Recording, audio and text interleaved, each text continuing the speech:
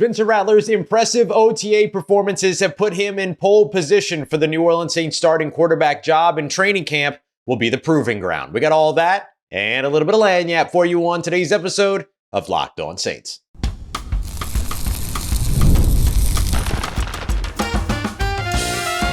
You are Locked On Saints, your daily New Orleans Saints podcast.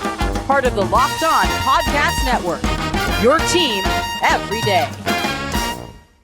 What is good, Who Dat Nation and Who Dat family? I am your host, your friend, Ross Jackson, New Orleans native, your New Orleans Saints expert and credentialed member of the media covering those New Orleans Saints as a Saints beat writer over at LouisianaSports.net. And on today's episode of Locked On Saints, Trevor Penning believes that the move to left guard is perfect for him. Alante Taylor has everything he needs to be the New Orleans Saints defensive MVP. And Spencer Rattler shows out again, closing out a very strong set of OTA performances. We got all that and more for you on today's show. And we appreciate you very much, whether it's your first time or your next time being here with us this time, making us your first listen and being it every day or here on the show, which is a proud part of the Locked On Podcast Network, your team every day. Today's episode brought to you by our friends over at Monarch Money. Take control of your finances today and use that promo code LOCKEDONNFL at monarchmoney.com for 50% off of your first year. Spencer Rattler feels like he has taken pole position in the New Orleans Saints quarterback battle here after an early but impressive set of OTA practices. Now, again, no decision is going to be made about quarterback when it comes to OTAs, but certainly we're going to see Spencer Rattler and Tyler Shough exchange pole position a ton. Expect a lot of lead changes, if you will, all throughout mandatory minicamp next week. Training camp the month after that as we get into training camp before the preseason, maybe even some shifting going on in the preseason, things like that. All of that would be good to see. That these two are just competing and making each other better and better and better and better. It's kind of the point of a competition. But the other point of a competition is to make the right decision. And that's going to be the task of the New Orleans Saints by the time that all of this is said and done. But Spencer Rattler, again, a consistent and efficient performance in OTAs as we got to see our third and final day of OTAs over with the New Orleans Saints. I highlight third and final to remind you that of the 9 OTA practices that the Saints held, media only saw 9. So we can only report with what we're seeing so far. But what we got to see on Thursday, the final day of OTAs, were red zone 7-on-7s. The Saints have not done any team drills over the course of, at least in front of media, over the course of OTAs. They're probably doing them elsewhere, but they're not doing them in front of media. So we've seen either 7-on-7s or last week we saw 9-on-7s. The only difference is that typically when you're talking about 7-on-7s, pair of linebackers, 5 DBs, 3 linebackers, 4 DBs, that's the 7 on the defense. 9 of 7 would include the 2 edge rushers as well. So we saw some 9 of 7s last week. This week we saw more 7 of 7s or 7-on-7s. During this, it was all red zone work. So they would start at the 20, move to the 12, move to the 7, move to the 4. And then in their second period of these, they started at the 18 to the 14 to the 6 to the 5. They did everything right in the red zone at the, close to the end zone. During these reps, over the course of the entire session, we saw 8 passes for each Spencer Rattler and Tyler Shough, pretty standard, although we did see 12 last week. We did get to see our first reps of Hunter Deckers as well. I'll fill you in on that. But Spencer Rattler during his time went 6 of 8 for, I'm going to say 3 or 4 touchdowns. The reason why I say 3 or 4 is, remember, these are not non-contact practices. So you don't really know where a tackle happens, where a tackle doesn't happen. One pass was thrown to Cedric Wilson short of the line of scrimmage with an opportunity for him to get upfield and run. So it kind of depends on where you would consider Ugo Amadi's non-contact tackle to have actually taken him down. Could he have plowed forward into the end zone? Would he have actually stopped him at the 1 or 2 yard line? We don't know, but that's kind of where everything is. Spencer Rattler, though, looked efficient and he looked consistent. He had the best ball placement throughout the day. Consistently was able to make things work with his legs and continues to move as a quick processor, which I think has kind of been the biggest improvement that we've seen of him. Like, Spencer Rattler was sacked 22 times last year. If he's the starter in 2025, I'm certain he does not want to repeat that number. And a big part of not repeating that number for any young quarterback around the league is to get the ball out quickly. And we've seen that. And look, there's no pass rush in 7-on-7s, important context. But the worst thing that you could see a young quarterback do during 7-on-7s is get used to holding on to the ball and not having to worry about a pass rush. And so when you have a quarterback that is quickly getting through their progressions, which both, I would say, Spencer Rattler and Tyler Shough have done, but also get the ball out quickly without holding on to the ball, which I think Spencer Rattler has done a better job of throughout OTAs, right? These 3 OTA practices that we've seen so far. I do think that that is a positive sign. That's a good thing to see. You don't want to see them hold on to the football. You want to see them getting the ball out. And so I think we saw the processing speed, we saw the quickness of getting the ball out of their hands, and we also saw for Spencer Rattler, I thought, really good movement ability throughout this practice as well. So touchdowns of 20 yards to Juwan Johnson, who was like wide open on a catch and run into the end zone. A scramble and find on a touchdown to Kevin Austin Jr. from 7 yards out. We saw another one from 18 yards out. That one was to Chris Olave. And then we saw that final one to Cedric Wilson, which I'll admit is debatable. It's why I'm consistently saying 3 or 4 touchdowns. But those are the scores on this. But I thought Spencer Rattler had the more impressive day. But that doesn't mean that Tyler Shough nor Hunter Dekkers, for that matter, had bad days. I'll explain here in a moment, but I thought the defense performed extremely well throughout this practice. And a big reason why is because they consistently took away options. Now, I know I just talked about Spencer Rattler throwing 3 or 4 touchdowns, but remember, there were a lot more passes than that thrown throughout all of this. So I think overall, the defense had the better day, but none of the quarterbacks necessarily had bad days. Tyler Shough finished 7 of 8, but just 1 touchdown, which was his final throw to Juwan Johnson, finding him in the end zone. But for Tyler Shough, it was a lot of checkdowns, finding like guys closer to the line of scrimmage.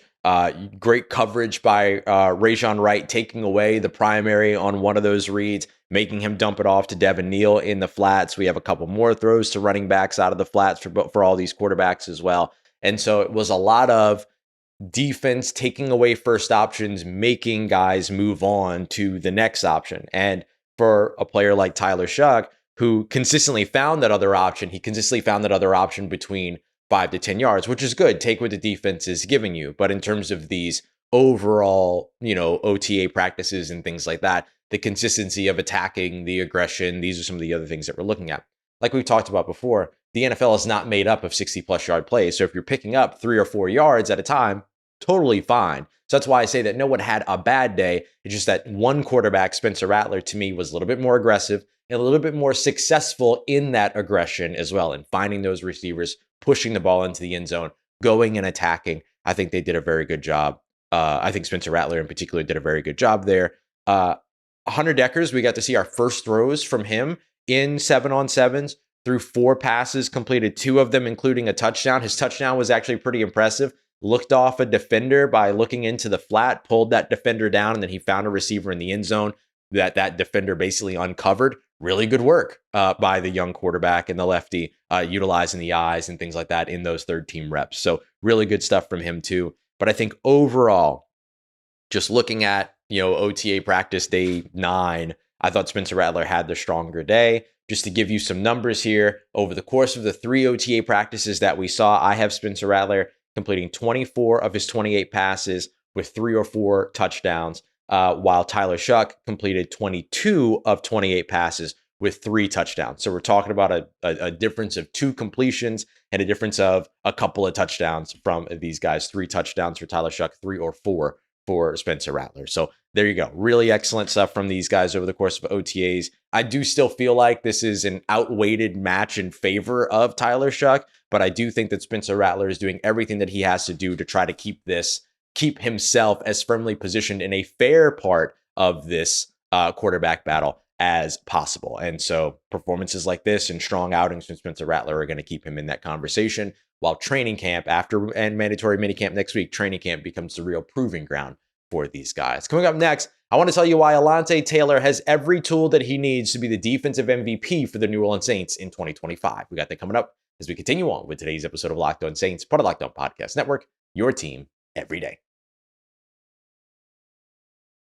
Today's episode of Locked On Saints is brought to you by friends over at Monarch Money. I started using Monarch Money not too long ago, and I absolutely love it. Consider it an all-in-one financial command center that allows you to be able to not just pay attention to your accounts when you see all that money draining from all that ordering out and everything like that, but also track your investments, track your spending as well, all in one place. So you don't need like 5 or 6 different apps to manage your money. And in fact, it's going to help you stop managing your money and instead start building wealth in the process. Monarch Money is awesome. I use it constantly. It helped me realize how much I was spending on food delivery and everything like that. Even just making the switch sometimes with a budget, making the switch sometimes to pick up instead of delivery ends up saving a bunch of money. Monarch Money helped me figure all of that out. So take control of your finances today with Monarch Money. Use promo code LOCKEDONNFL at monarchmoney.com for 50% off of your first year. That is promo code LOCKEDONNFL at monarchmoney.com for half off your first year.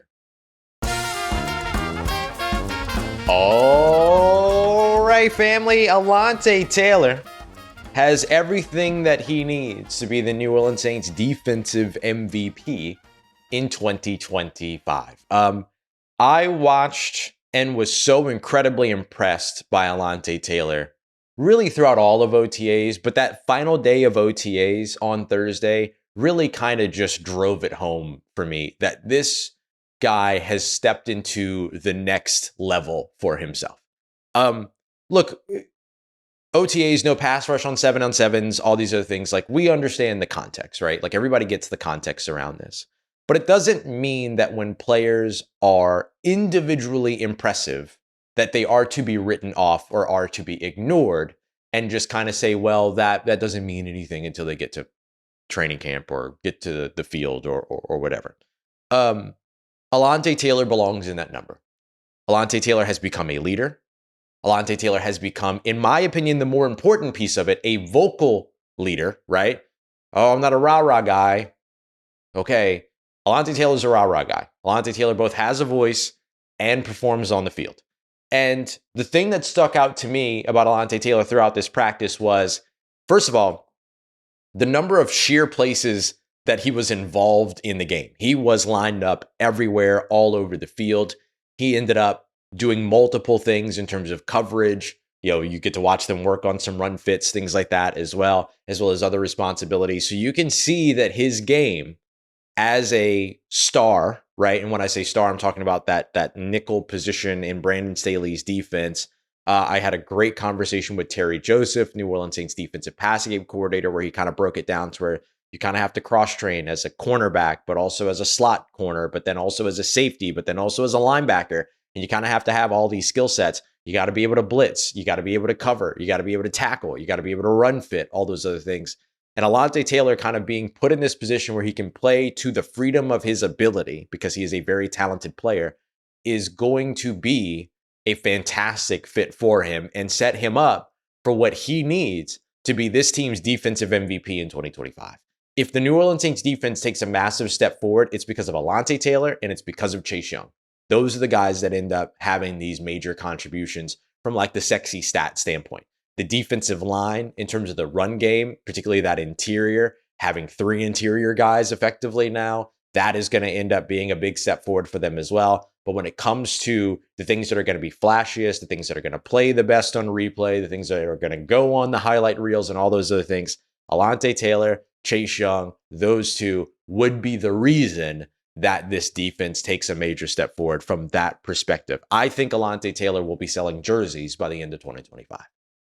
I think that Alante Taylor's name will be one that every Saints fan is very happy to bring up and discuss and talk about as a silver lining, even if the New Orleans Saints struggle through 2025, as we kind of expect that they will with all of the newness, right? 2025 should not be about this team becoming contenders right away. It should be about them laying the foundation, the building blocks, and showing the trajectory and momentum towards getting to that point. And a big reason why they should be able to do that is because of a guy like Alante Taylor, who has not just become this player that is being utilized kind of as a jack of all trades or a Swiss Army knife over on the defensive side, but also his ability as a leader. The fact that he is working with some of the young guys and kind of helping them out. One of my favorite things that I watched all throughout this practice on Thursday was how much he was cheering on what his teammates were doing when he was on the sideline. So like when the second team was on and he was watching from the sideline, there was a point where in the middle of a play, Rajon Wright takes away in good coverage, takes away an option for Tyler Shough. Tyler Shough moves on in his progression. Immediately, Alante Taylor's on the sideline shouting out Rajon Wright for his play. Good job, play. Good job, Ray. Great play, Ray. Like whatever it was that he was saying, like giving Rajon Wright his flowers during the play, in the middle of the play. Later on, we saw a diving pass breakup by Trey Fluent, who has been awesome throughout training camp to watch. Just like another guy that's like super energetic, Middle Tennessee guy, comes from kind of the same place as Alante Taylor. And we saw him make this diving pass breakup and Alante Taylor running out onto the field to celebrate with him. At one point, Alante got in the way of a pass and was able to get I've got 2 plays back to back here. Great read by one, great coverage by one. Those were both plays where he ended up making either a read on a short pass to be able to crash down to make a would-be stop on that play, like some kind of a short pass over the flats or something like that. And he made a great read on the play to get out there and make that stop. Another one, he ends up breaking up the pass in a passing attempt to Dante Pettis, and he's out there celebrating. Boom, thumbs down, running all over the field, all this other stuff, just bringing the energy. And then we saw Jordan Howden with a pass breakup right there to celebrate with him. Alante Taylor was. We saw Justin Reed with a good read. We saw Kool-Aid McKinstry with another good read in the flats. Ball got thrown into the short area of the field.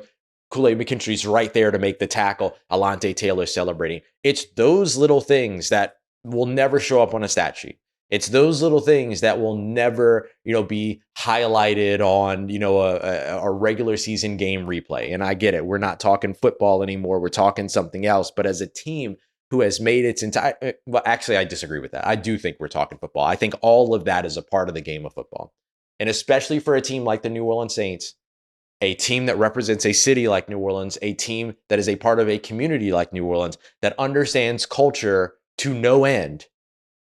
That is culture building. That's what Alante Taylor is doing. He is building a culture with his defense, and it's awesome to watch. It's one of the reasons why I think he has everything he needs to be the defensive MVP in 2025, because not only is he going to be in a role that supports what it is that he does from a skill set perspective a lot better in this defense, he's going to be asked to actually do those things, and he's going to be a guy that's going to be a culture builder and a vocal leader on that defense. And so if this defense takes a major step forward, a lot of it is going to have to do with the play, the leadership, the communication, and the culture building of Alante Taylor.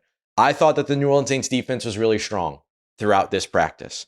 And people have kind of had a hard time understanding, well, how can the defense have a good day when Spencer Rattler's throwing 3 or 4 touchdowns? Fact of the matter is that there's more plays than just those 3 or 4 plays, but also the defense did a really good job in a 7-on-7 environment with a very, very close field, right? Operating in the red zone. This is completely weighted against the defense to be in a situation like this. You have no pass rush. Quarterback has all the time that they want. Sacks aren't actually sacks. And you have a short area of the field where everybody's going to quickly be able to break into their second routes. And so in those situations, when your coverage is still holding up, when your coverage forced a throwaway at one point, a throwaway in 7-on-7s, Hunter Decker's third throw, absolutely lockdown coverage in some cases, forcing the quarterback to move on to the next part in their progression, all these other things. These are all wins for a defense. And so I thought today was the most impressive defensive day, Thursday was the most impressive defensive day that we have seen so far throughout OTAs, even though some of the quarterbacks still found ways to make plays. The defense, I thought, was more consistently impactful. Coming up next, Trevor Penning being moved over to left guard is something that we pondered for quite a while. This is the coaching staff that finally had the gall to do it, and Trevor Penning is very grateful. We got that coming up for you next as we continue on with today's episode of Locked On Saints, part of Locked On Podcast Network, your team every day.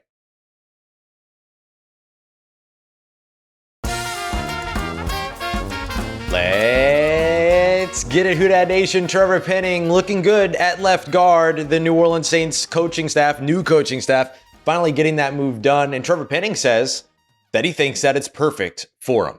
This was a really cool conversation to have with Trevor Penning, where he was kind of talking a little bit about, how the process went when the coaching staff approached him about moving over to left guard. Basically said they want to give him an opportunity to try it there. And he basically went on to say, yeah, I think that would be perfect for me. And I think that that's great. I think that that's awesome, because what it goes to show is that he didn't look at the move from left tackle to right tackle, then right tackle to left guard as like any kind of demotion or a lack of faith. but instead as another opportunity. And this is a big thing that Lance Moore over on the Saints Squad Show has talked about a bunch. When you've invested as highly as you invested in Trevor Penning, remember the Saints didn't just invest a first round pick in him. They had moved around in order to get a second first round pick. That put them in position to then move around to go and get Chris Olave and then stand pat to grab Trevor Penning and everything like that. And so like all of it, like there's a lot of investment around what they did in that year's first round. And so when you have that amount of investment, do everything that you can to make it work with that guy. And so taking Trevor Penning, who is aggressive, who is athletic, who can move, who is physical, and put him in the middle of an offense and let him be a tone setter on the interior, mentality-wise, it's always made sense. The big question marks were, one, did he have the talent to move inside, right? Could he do it? And then two, would the coaching that he was being provided allow him to be able to do it and put him in the best possible position to get it done? The Saints, in their previous coaching staff iterations, both with John Benton as the offensive line coach and Doug Marrone as the offensive line coach before that, didn't seem to have any interest in moving him towards the inside. Now, all of a sudden, you get Brendan Nugent in the building, you get Kellen Moore, you get a lot of these kind of like, more innovative minds, and then they're going, yeah, move him inside. Take that 6'7", 320-pound frame and put him right in the middle of your offensive line and let him go to work, let him play to that aggression, to that physicality in a situation where he's not on an island outside by himself, where he can go and be physical, take more risks, and have, Kelvin Banks Jr. to one side and Eric McCoy to the other side. It's a good situation. It's a great setup for him. And so for Trevor Penning, he's looking at this as just as much an opportunity, or really, he's looking at this solely as an opportunity, which is big, right? He's going into a contract year here. Him and Alante Taylor, two guys that we've talked about today, going into these contract years, and now finally being put in positions where they should be able to take some steps forward. And so for a guy like Penning, who did look good, who did look comfortable and has continued to look comfortable there, there's only so much we can tell before pads go on in training camp and stuff like that. But he doesn't look lost. The coaching staff looks very pleased and sounds very pleased with what it is that he's been able to do. Watching Brendan Nugent work with him during the individual drills, they were kind of doing these drills where you start off on one knee on like a medicine ball, basically, and then you have to come out of that and into your pass blocking stance. And so they were working that and they were drilling that. And Brendan Nugent saw something where Trevor Penning wanted to adjust it, walked up to him, gave him a little bit of direction. Trevor Penning did it again. And then as Brandon Nugent started to walk away and move on, Trevor Penning went up and did it again for himself and everything like that. So you can see sort of like the drilling. You can see the communication. You can see the drive and desire to make it work for Trevor Penning. And so he's looking at this as an exciting opportunity. I think it is an exciting opportunity for him. I think it's exciting that the Saints were willing to make that decision where the previous coaching staff was not willing to make that decision. And so we're seeing sort of the comfort with innovation, the comfort with trying things new for this New Orleans Saints team. And I think that all of those things kind of help to push this team further and further into its modernity and further into kind of its next newest era, as opposed to still being connected to the decisions of the past. I love this for Trevor Penning. Love this for the New Orleans Saints. We'll see how it all works out, of course. We really don't get a full glimpse of that during OTAs, but the things that we do get to see so far and the things that we can take away are so far all positive. Now let's see what happens, in training camp when the pads go on, preseason when he's actually got to go up against somebody in those situations, all those other things. Like these evaluations are going to continue to ebb and flow. But right now, what we're seeing is a lot of positivity around Trevor Penning, which is great because that was a big investment by New Orleans. And I don't think anybody wants Trevor Penning to pan out more than Trevor Penning himself. And this is giving him an opportunity to do that. All right, a couple of little updates for you. Nothing super big, but a couple of little things.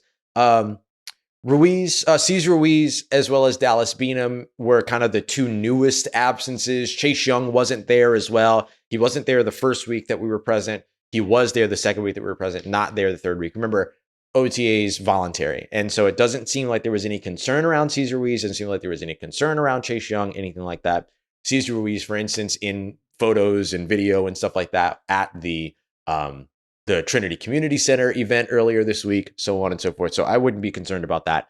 With him out, Dylan Radins moved into the right guard spot, which is the position where he started 15 games with the Tennessee Titans last year. So cool to get to see him up there. But with that shuffle, it was one player out, one player in. Not one player out, another player shifts position, and then another player in. One player out, one player in. Great news there. And we've seen the same thing with, I believe we would see the same thing at center for the first time in a long time. If Eric McCoy wasn't out there, it feels like it would be Will Clapp that would step in, not Cesar Ruiz moving over and then somebody else plugging into Cesar Ruiz's. You know how much that has annoyed me in the past. Great to so far see when one player is out, one player comes in. Good stuff there. As for Nick Saldiveri, who could have stepped into that guard role potentially, he is dealing with an injury along with Dallas Beanham. That's why Dallas Beanham was not present. Nick Saldiveri was present but was not participating. Both injuries are said to not be long-term. Linebacker Demario Davis, as well as defensive tackle Devon Godshaw, were present for the first time in front of media, but we know that both of them have participated in other offseason activities, just not when media has been around, but it was great to see both of them. Demario Davis shows up. The defense does extremely well. Shocker. And then finally, too, I'll mention Quincy Riley didn't take 7-on-7 snaps, but did participate when it came to individual drills for the first time. So progress there for Quincy Riley. All right, coming up in tomorrow's episode, we'll continue to keep you up to date with more takeaways from OTAs, tell you a little bit more about my Terry Joseph conversation as well this weekend. We appreciate you very much, as always, for making us a part of your day, part of your routine, for saying yes to me and the show. If you see me, please say hi. And if you need anything else around your New Orleans Saints in between these episodes, make sure you follow me on your favorite social media at Ross Jackson, NOLA. Hit me up. Let me know how the family's doing, them, how you living. Let me know how you momming them. And trust you, that nation. I'll holla at you.